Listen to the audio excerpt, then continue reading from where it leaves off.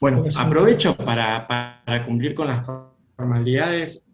Hago como mío también el agradecimiento efectuado por la doctora Sánchez hace un rato a- al grupo de jurisprudencia laboral, a la Centeno, a vos, Diego, en cabeza de ellos, y bueno, principalmente, independientemente de que me han invitado a ustedes, a todos aquellos que, bueno, así sea el tercer Zoom que abrimos, aún siguen presentes, lo cual, la verdad que me pone muy contento porque una de las cosas que hablábamos con la doctora Sánchez al momento de iniciar o de preparar esta charla era, bueno, ¿cuánto tiempo nos van a aguantar? Entonces, la verdad que ya el tema da para mucho para hablar con lo que la doctora ha dejado picando.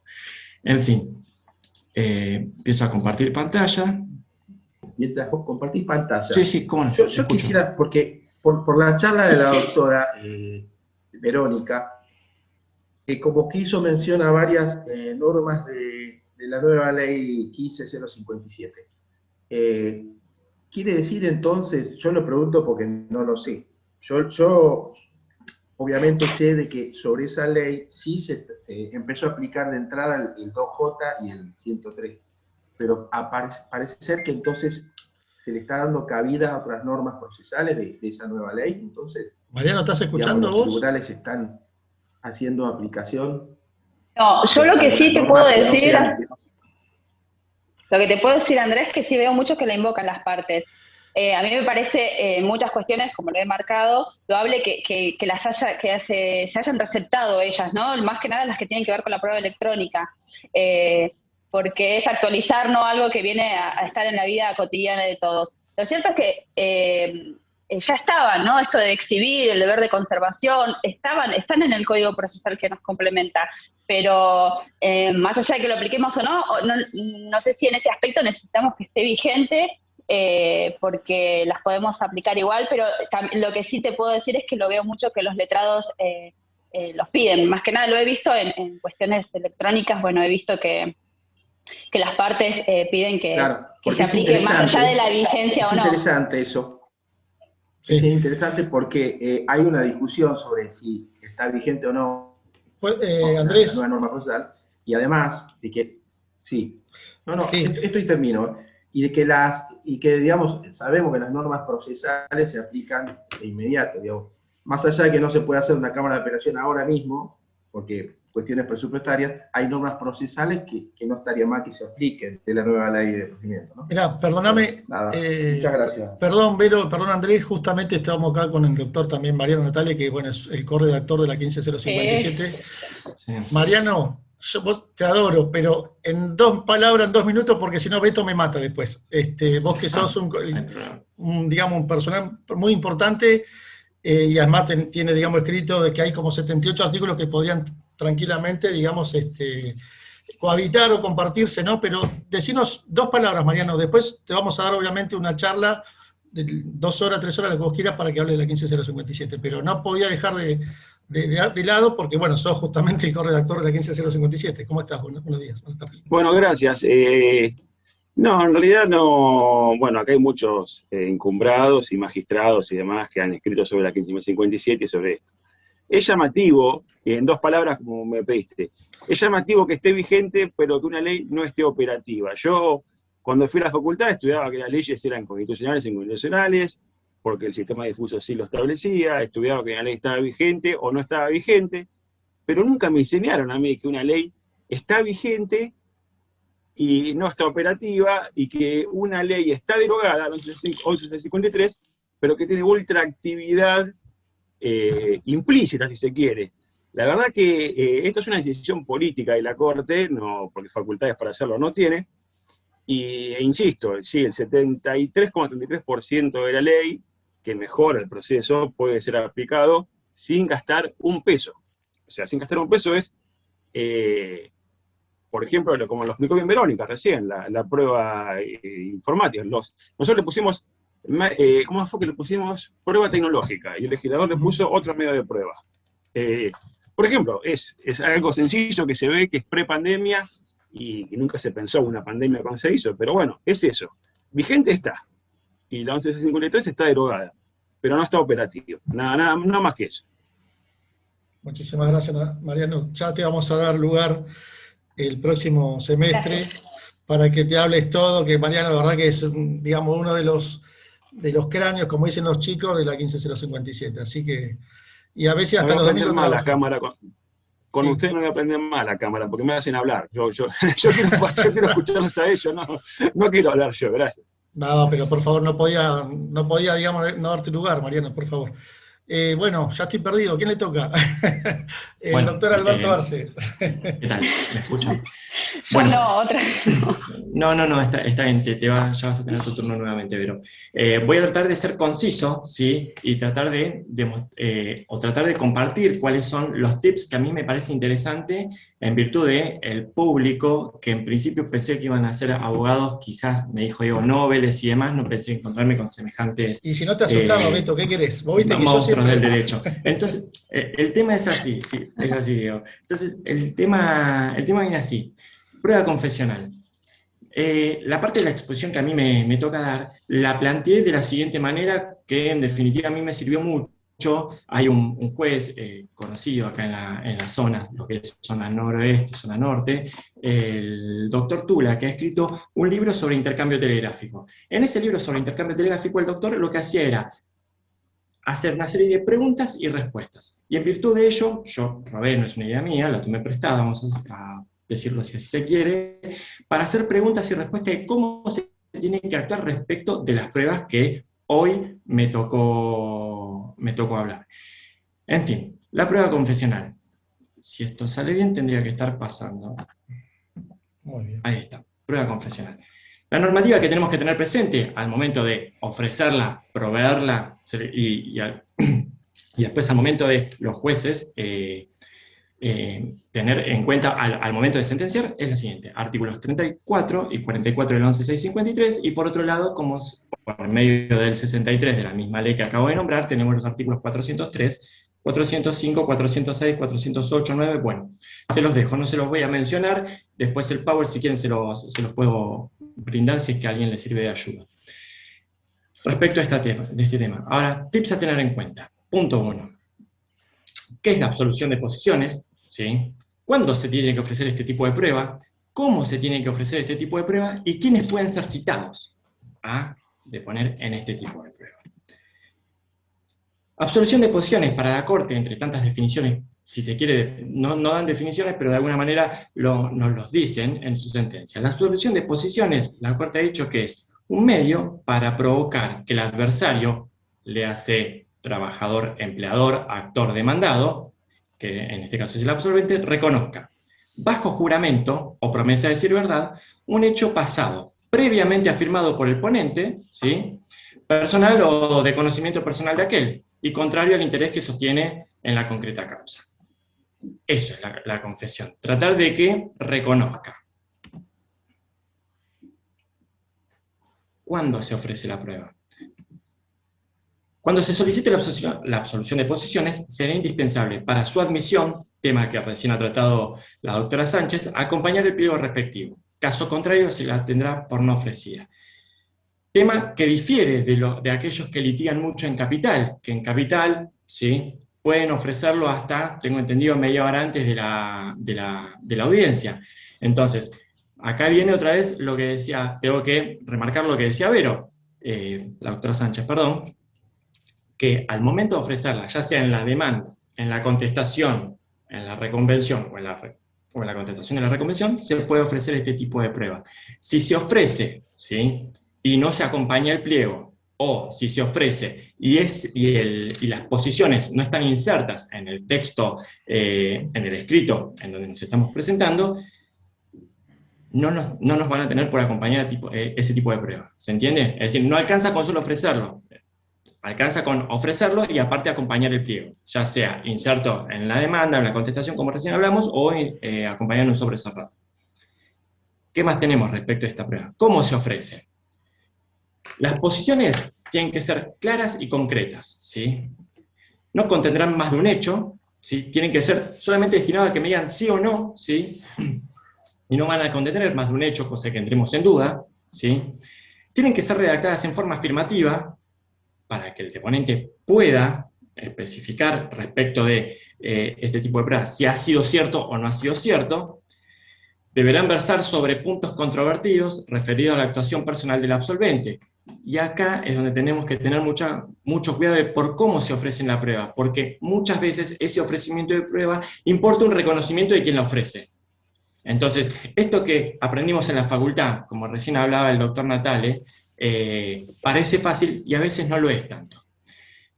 ¿Qué más me dice el artículo 409? No contendrá más de un hecho, siempre es un hecho, y se redacta introduciendo el juramento o promesa de decir verdad. Acá hay un tema, es decir, no juega, en principio no jugaría ese principio constitucional, ¿sí?, de nadie está obligado a declarar en su contra. La Corte ha dicho que la prueba de confesión no afecta ni violenta las previsiones del artículo 18 de la Constitución Nacional, en cuanto establece que nadie puede declarar en contra de sí mismo. Ya que tal... Albert, creo que desactivaste sí. tu cámara. Ah, por ahí capaz que con el afán de pasarlo, ahí la activo de vuelta. Le decía, ya que tal prohibición no puede ser invocada por puede ser solamente invocada por los sujetos que están en un proceso penal. Entonces, acá no afecta ese tipo de derecho de defensa, ese derecho constitucional, ¿sí? Seguimos. ¿Se puede? Seguimos. Ahí está. ¿Qué es lo que puede hacer el tribunal? Y puede, no debe, no está obligado. En virtud de las facultades que establece el artículo 12, con el cual, por lo general, tratamos de justificar aquellos reacondicionamientos o acondicionamientos, mismo en la vista de causa, para ponerlo o a lo largo de todo el proceso, puede darle la posibilidad al letrado para que reformule aquellas posiciones que entienda el tribunal que se encuentran propuestas de manera deficiente, ¿sí? Entonces, se le da la posibilidad al tribunal, siempre y cuando, obviamente, el declarante, el deponente, esté presente, ¿sí? Puede interrogar libremente a las partes y decretar careo entre ellos y los testigos. Por medio del artículo 12 lo puede hacer.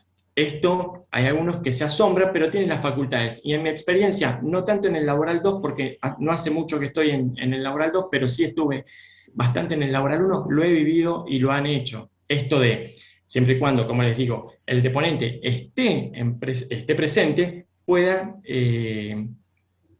reformular aquellas posiciones que se hayan propuesta de manera eficiente.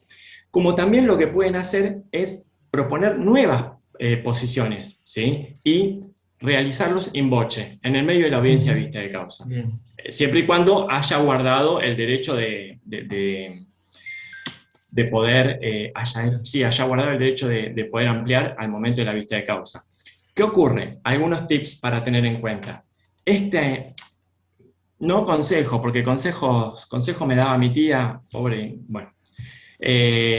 Sí, sugerencias. La sugerencia es, y esto se los comento siempre por ahí a los chicos en la facultad, es tratar de poner varias posiciones que puedan llegar a probar todos los hechos que invocan. Esto es, relación laboral, fecha de ingreso, jornada laboral, salario, ¿sí?, la categoría laboral, y no solamente ofrecer una posición como para que jure como que es cierto que trabajó para el demandado, punto, y me reservo el derecho a ampliar.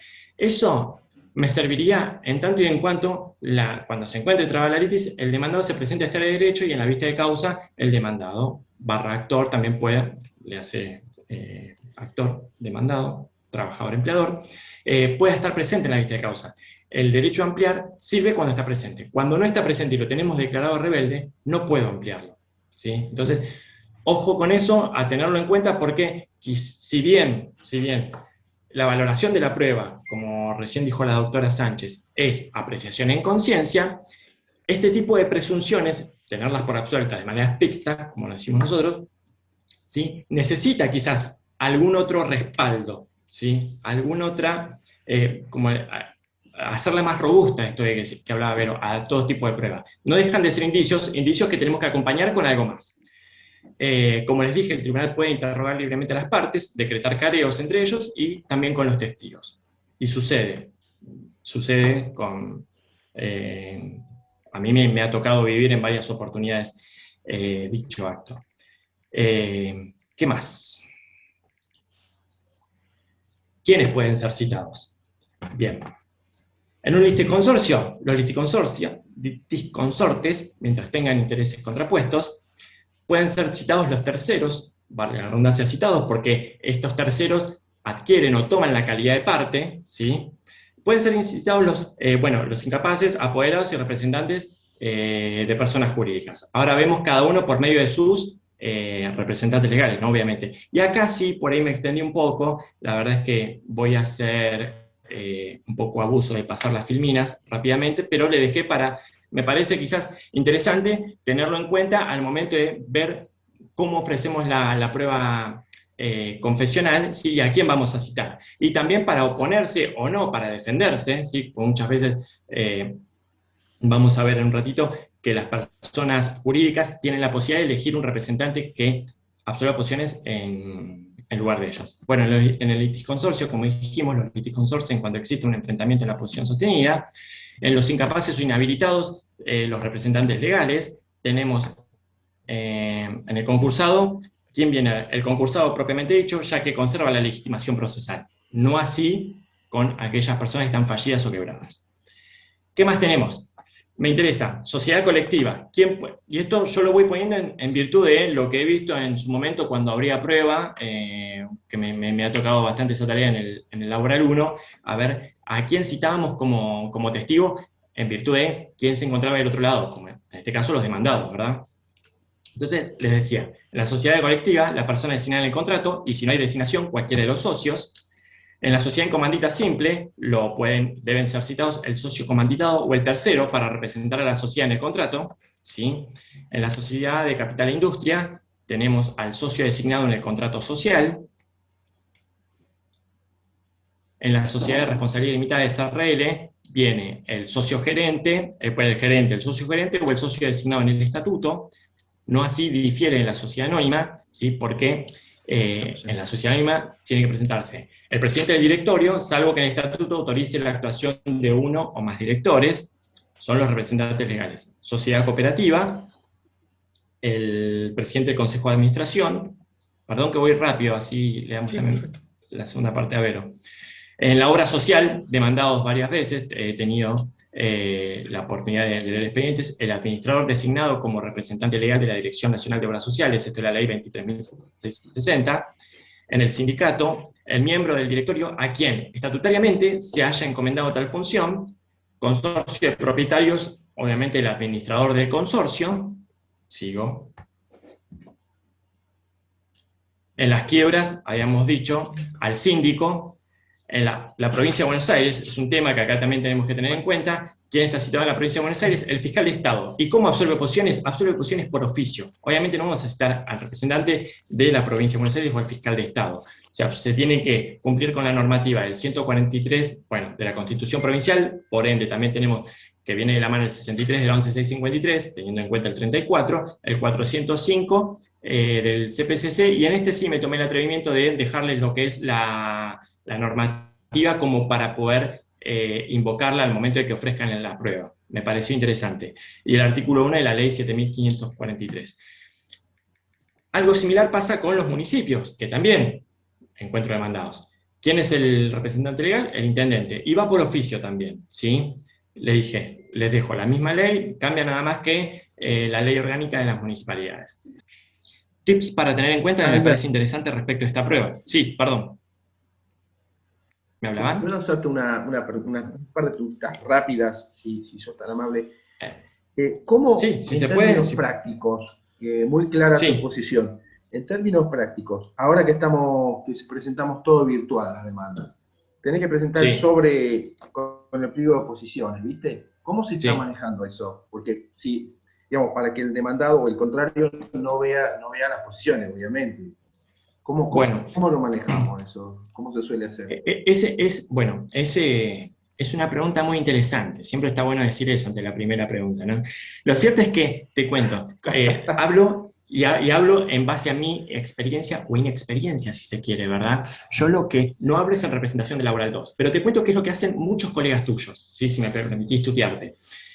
Lo primero que se pregunta al tribunal es, porque esto nos pasa a nosotros, wow, ¿qué habrá adentro del pliego de posiciones que la otra parte no se puede enterar. Si en definitiva estamos dilucidando, ¿sí?, si es una relación laboral o no es una relación laboral, o cómo lo puede llegar a probar, o si es una relación laboral deficientemente registrada, o lo que sea. Es decir, las posiciones tienen que salir para mí, pero esto desde mi inexperiencia, porque yo no ejercí nunca como abogado, siempre estoy desde los 18 años de este lado del mostrador, como quien dice. Entonces, ¿qué ocurre?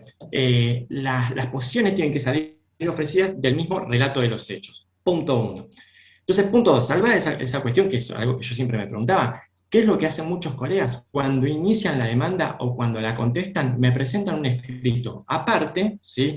Y en el escrito aparte me adjuntan el pliego de posiciones, dando cumplimiento con el 409, el 304 y bla, bla, bla, que es lo que ya hablamos, dando cumplimiento y solicitando que ese escrito se mantenga, que no se ponga en público. Entonces, de esta manera, la contraparte, actor, demandado, trabajador, empleador, lo que hace es saber que la prueba está ofrecida, saber que lo hicieron, saber que lo acompañaron. Entonces, nosotros, en mi experiencia, de hecho, nosotros lo estamos haciendo así, dejamos constancia de que han acompañado el pliego de posiciones y que se mantiene reserva hasta tanto se lleve adelante la vista de causa. Bien. ¿Te respondí? Yo no sabía que se podía hacer eso, pedir que se reserve. En realidad, no es que se reserve, sino lo que tiene que hacer es pedir que el escrito no se pase en público. ¿Sí? Ustedes, la generalidad de las veces, la mayoría de los tribunales, yo te comento por lo que hablo con mis amigos del Laboral 1, obviamente también tengo muy allegados en el Laboral por ahí 4 de Morón, y hablamos, aprovecho para saludar a la doctora Columbre que estaba acá presente, no sé si se irá, pero hablamos mucho, de hecho con Verónica, hablamos quizás poco en cuanto a frecuencia, pero cuando hablamos mucho, y la mayoría, obviamente, de laburo, a eso me refiero. Y esto lo charlamos, y ellos creería que estaban haciendo lo mismo, no estoy seguro. Pero bueno, otros amigos, por ejemplo, del Laboral 1 de San Miguel, se manejan de esta manera también. ¿Sí? Bien. Y una cosita más, Albert, y sí, ya con esto aprovecho para un poquito. Vos has mencionado que cuando uno pone, digamos, las posiciones y cuando toca la vista de causa, supongamos que el contrario no se presenta. Esas posiciones que una de las partes le puso, no es que se tienen por reconocido todos esos hechos, sino que solo se toman como una presunción que debe ser acompañada por otras pruebas. Claro. Bueno, sí, bueno. Sí. Es decir, en los tribunales con las diferentes integraciones que me ha tocado trabajar. En el Laboral 1 estuve cerca de 15 años y he pasado por varias integraciones. Pero sí, en todos me han dicho lo mismo. Es decir, esto no alcanza solo con que el demandado no esté presente. Es decir, si el demandado está presente, pero tenés controvertido el intercambio telegráfico, se presentó a estar a derecho y negó la relación. No, es decir, tenemos que darle un poquito más de elemento a los jueces como para que puedan sentenciar en favor de, en este caso, el actor. A eso me refiero, ¿sí? Se dice que se tendrá por reconocida, pero no deja de ser una presunción. Es diferente al sistema de capital. En capital yo tengo, por lo que tengo entendido, colegas de ustedes me han dicho, no, en capital ya está, tengo las posiciones en rebeldía, lo paso a sentencia y con eso lo gano. Bueno, no te podría hablar de capital, pero te cuento cuáles son los comentarios que me llegan por colegas. Muchas gracias. Eso es discutible porque, viste, cuando se está en rebeldía y nada, me parece que es materia para otro momento, pero yo aconsejaría igual la producción de las pruebas. Pero bueno, en Nación, digo, no también. Sigamos, Albert, así, bueno, no sé el tiempito que queda. Tips para tener en cuenta de este tipo de pruebas. Obviamente, acompañar el pliego en el escrito constitutivo, los escritos constitutivos, notificar al domicilio real, ¿sí?, de quien tenga que deponer, transcripción del artículo 34. Lo dejo en rojo porque siempre me han dicho, tiene que tener la transcripción del artículo 34. La realidad es que en el artículo 34, a diferencia del 36, me parece que es el 36, sí, de la 11.653, dice que el testigo debe ser citado con la transcripción de ese artículo. La realidad es que el 34 no dice, de hecho, me pasó en una oportunidad donde le digo, doctor, tantos años de experiencia, yo queriendo por ahí hablar bien con un abogado que es un poco cascarrabia, Digo, doctor, se olvidó la transcripción del 34, no podemos pasar esto a rebeldía. ¿Y dónde dice, me dice, nene, dónde dice que tiene que tener, esto me lo dijo hace muchos años, no tengo obligación de transcribir el 34? Me dice, que vos lo quieras que lo hagan, tampoco me lo obligaron, me dijo en el tribunal. Y bueno, en esa oportunidad el abogado se le dio la razón y se lo tuvo por absuelta en rebeldía las posiciones al demandado. Pero la experiencia los usos y costumbres que han tomado los abogados es como lo hacen con el testigo, también lo hacen con la prueba confesional. Pero bueno, seguimos. Las personas de existencia ideal, ¿sí? pueden elegir a la persona física que las represente. Este es otro tema. Todas esas personas, ¿sí? de existencia ideal que estuvimos leyendo en las filminas anteriores, tienen la posibilidad, al momento de contestar demanda, o al momento de presentarse, decir, señores, por mí va a absolver posiciones tal o cual persona. Ahora, debe cumplir con varios requisitos que nosotros, por lo menos cuando yo abría prueba, me decían que me tenía que poner bastante estricto. Uno, lo tiene que identificar, tiene que saber quién es la persona que va a ser citada. Y por lo general, muchas veces, esa persona que se ofrecía como testigo es el mismo abogado que contesta la demanda. Ahora, esa declaración o esa confesional no tendría ningún sentido en tanto y en cuanto ese abogado no haya presenciado nada o no sepa nada de lo que tenga que declarar. Es decir, por una cuestión legal, cumplen con esa premisa de decirme quién va a absorber posiciones en lugar de la SA, la SRL o la sociedad en comandita simple. Lo pueden poner el abogado, eso es punto 1. Y punto 2, tiene que denunciar el domicilio dentro del radio del tribunal. Ante la falta de alguno de esos dos requisitos, en el laboral 1 lo que hacíamos era no tener por cumplido tales premisas, entonces lo teníamos por no ofrecido. Ergo, lo que hacíamos era citar al representante legal. En algún momento nos han planteado nos han planteado la revocatoria respecto a este auto que ordenaba citar, en ese caso era al representante legal, era un presidente, una SA bastante grande, una casa de comidas rápidas. Entonces la abogada había venido bastante enojada, furiosa, ofuscada, que quería hablar con el juez, con quien lo despachó, quien lo proyectó, y le dijimos, usted no ha cumplido con la normativa legal. Entonces, si no cumplió con la normativa legal, no podemos no hacer otra cosa que citar al representante legal, en este caso era el presidente. Pero bueno, sepan ustedes que cualquier persona puede ser designada para que preste este tipo de prueba.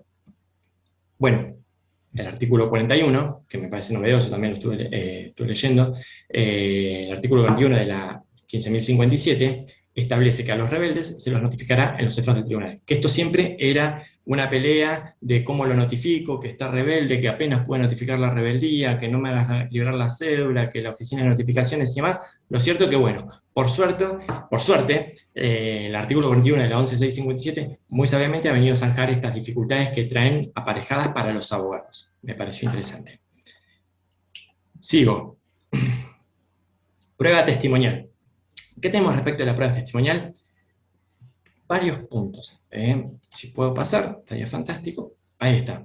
Seguimos con la misma tesitura, preguntas y respuestas. Al principio, la normativa para tener presente es el artículo 35 y 36 de la 11.653, que es la que está discutida,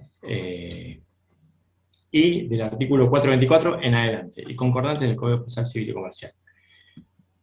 ¿Qué me interesa la prueba testimonial? Mismas preguntas, similares respuestas. Si este no soy yo, el de la anterior foto puede ser. Yo lo contrato a ese abogado, a Saúl, ¿eh? Sí, bueno, tiene problemita en Estados Unidos, está tratando de venir para acá. Así que, ¿qué ocurre? Prueba testimonial. Vamos a comentarle a Saúl, en este caso, qué es la prueba testimonial y de qué va. ¿Qué es la prueba testimonial? ¿Cuándo se ofrece? ¿Cómo se ofrece la prueba? ¿Y quiénes pueden ser citados a declarar como testigos? Bien. 35. Lo leo rapidito, en realidad no es más que lo que ya sabemos todos. Dice que cada parte solo podrá ofrecer hasta 5 testigos, salvo que por la naturaleza de la causa, o por el número de los actores, o de la cuestión de hechos sometidos a la decisión del tribunal, se admitiera una cantidad mayor. Punto 1. Cualquiera sea el número admitido, también se podrá proponer subsidiariamente hasta 3 testigos para reemplazar a quienes no puedan declarar, por las causas previstas en el artículo 34, que bueno, no las vimos, pero me remito a ellas para una cuestión de tiempos. Bueno, podrá ser citado como testigo toda persona que haya cumplido 14 años de edad, Y si al proponer la prueba el trabajador solicitara que los testigos sean examinados directamente por el tribunal de la causa, siempre que tuvieran su domicilio en la provincia, el estado lugar, bueno, esto no me interesa en este momento. Sigo con la filmina. Prueba testimonial. ¿Qué me interesa? Estos tips. 5 testigos y se puede ofrecer 3 de manera subsidiaria, un poco ciclotímica la ley, ¿no? Nos dice primero 5, pero después son 3. Bueno, en fin. Si, esos 3 deberían de ser ofrecidos de manera subsidiaria y no ofrecer 8, porque si no mi experiencia es lo que hacíamos era intimar a las partes, perdón, a la parte proponente, que me diga quiénes son los testigos principales y quiénes pueden ser de manera subsidiaria, porque si no lo hacían, los teníamos a los últimos 3 por no ofrecido. ¿Qué otra cosita nos sirven? La prueba testimonial tiene que ser notificado por cédula, telegrama, carta de documento o acta notarial. Notificado. La notificación no tiene que ser menor a 2 días hábiles, tiene que tener, en este caso sí, la transcripción del artículo 35, puede ser citado como testigo personas físicas, no jurídicas, ¿sí? Y podrán ofrecerse como testigo a quien deba reconocer un documento privado, ¿sí? Llámese médico, por lo general, me ha pasado de que en el tribunal que hemos citado a médicos para que nos digan si han efectuado o han extendido alguna receta o no. Y esos son testigos de reconocimiento, nada más que eso. Vienen, se presentan, dicen, esta sí es mi firma, lo hice yo o no lo hice yo. Punto, nada más que eso. ¿Sí? Y no es necesario acompañar el interrogatorio. A eso me refiero. ¿Qué es interesante de esta prueba testimonial? ¿Sí? Perdón, vamos al testigo debe. Tiene el deber de comparecer a declarar, es una carga que tienen. Ellos sí prestan juramento de decir verdad, ¿sí? Y declaran sobre hechos que han pasado bajo su dominio, es decir, sobre percepciones sensoriales. Esto es, hayan visto, ¿sí? Hayan escuchado, en definitiva son los únicos 2 sentidos, hayan tocado, hayan olfateado, pues también lo pueden ser, llegado el caso de la cuestión que se encuentre debatida en autos. Y son interrogados por las generales de la ley. Tips a tener en cuenta. Si el testigo se encuentra comprendido dentro de las generales de la ley, no obsta que preste la declaración. Es decir, en este sistema, ley 11.653, no existe la tacha de testigos, ¿sí? Tiene una razón de ser. ¿Por qué? Porque muchas veces las personas que son testigos en un expediente pueden llegar a ser actores en otro, y así se pueden ir rotando. ¿Se entiende? Aquellas personas que tengan algún tipo de parentesco, hermanos, hermanas, hijos, padres, también pueden llegar a prestar declaración testimonial. Ocurre que al momento de la valoración de la prueba, o al momento de valorar, sí, al momento de la valoración de la prueba, el tribunal deberá tener, ¿sí?, una especial atención sobre esa declaración, porque indefectiblemente, quieran o no, puede llegar a tener algún interés en el resultado de la cuestión debatida en autos. Bien. Bueno, como quedan 5 minutos, Beto, te adelanto que acabo de hablar con Vero para que cierres vos. En todo caso, después vemos de hacer otra charla complementaria a esta, así que tranquilo, finalizá, después si querés hacer unas preguntas, ¿sí? Pero... 5 minutitos. Testigo único, o testigos unos, testigos nulos, decía la Corte, dice que la Corte no ha dicho, la Corte ha dicho que no debe descalificarse al testigo único y que por esas solas circunstancias sus dichos no quedan privados de la eficacia probatoria. De manera tal que, si el testigo es convincente, se hace lugar a la demanda, se podría llegar a hacer lugar a la demanda, o rechazarla de acuerdo a quien lo haya ofrecido. Por otro lado, el testigo es de oídas, es decir, aquella persona que sabe, pero sabe porque le contaron. ¿Qué dijo la Corte? Quien declara apoyado de un conocimiento meramente referencial no es testigo en la dimensión estricta del vocablo como conocemos testigo. Pero, dice, ya que no puede dar fe de un hecho que solo conoce por ex audito alieno, es decir, por alguien que se lo comentó. Sin perjuicio de ello, puede llegar a ser tenido en cuenta. Difícil, pero puede llegar a ser tenido en cuenta. Ahora voy al artículo 39 de la 11.653. Interesa mucho, o a mí me interesa por ahí recalcarles por un error que no lo vi una vez, sino que lo vi varias veces, es de esto de que hablaba Verónica hace un rato. ¿Qué ocurre? No tenemos que perder de vista qué es lo que queremos probar y si tenemos que probar algo. En un momento, con aquella integración del doctor Díaz y del doctor Echeverría, que el doctor Gross ha mencionado que los conocía, en un momento había una relación, esto es anecdótico, no había una relación de trabajo que estaba desconocida, era una remisería, la parte actora no había podido llevar a sus testigos, la parte demandada, un tanto soberbia, decía, bueno, el remisero y el abogado.